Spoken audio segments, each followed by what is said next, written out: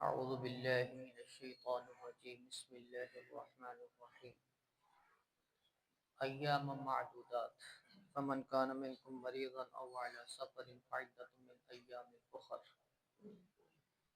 یہ چند گنتی کے دن، کل بات ہوئی تھی جو مریض ہیں ان کو رخصت ہے،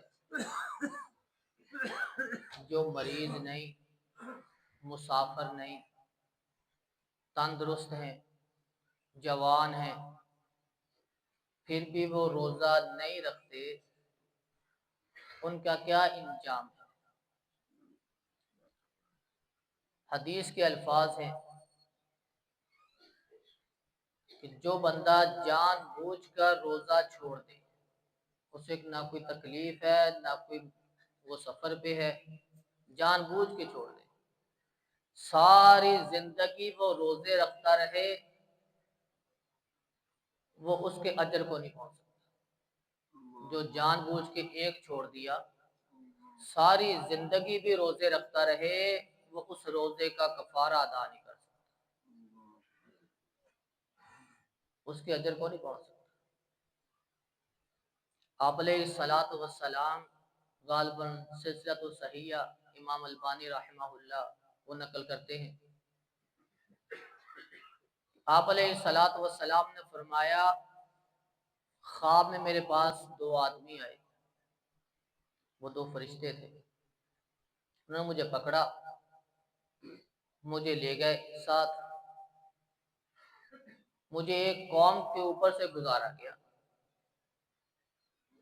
وہ قوم الٹی لٹکائی ہوئی تھی، سر نیچے پاؤں اوپر لٹک رہی تھی۔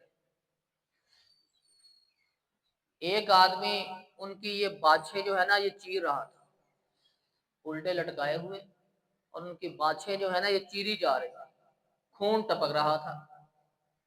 آپ علیہ الصلوۃ والسلام نے جب ان کو دیکھا تو رہا نہ گیا، پوچھ لیا یہ کون ہے، ان کو اتنی سخت سزا کیوں ہے، الٹے بھی لٹکائے ہوئے ہیں اور ان کی بانچیں بھی چیری جا رہی ہیں، کیا وجہ؟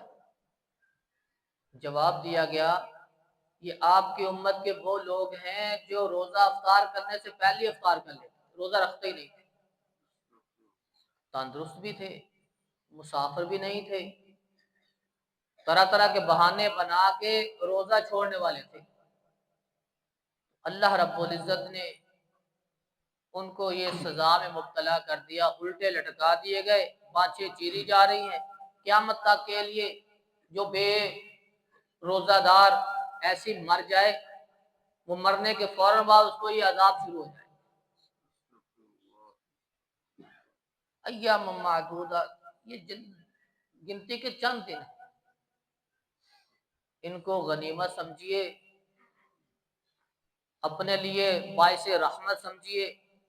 اللہ رب العزت نے ان دنوں میں ہمیں چنا ہے، یہ دن اس کے رسول صلی اللہ علیہ وسلم کی سنت کے مطابق گزار لیجئے، پتہ نہیں دوبارہ یہ آئیں گے یا نہیں آئیں گے ہماری زندگی میں۔ کتنے لوگ جو ہماری صفوں میں موجود نہیں ہیں، پچھلے سال تھے اب موجود نہیں، اگلے سال ہم نے ہونا ہے کہ نہیں۔ یہ جو اللہ رب العزت نے رحمتوں والا مہینہ دیا، اس کو غنیمت سمجھیے، جو نہیں رکھتے ان کو فکر کرنی چاہیے۔ اللہ رب العزت سے دعا ہے کہ اللہ رب العزت ہمیں اس رمضان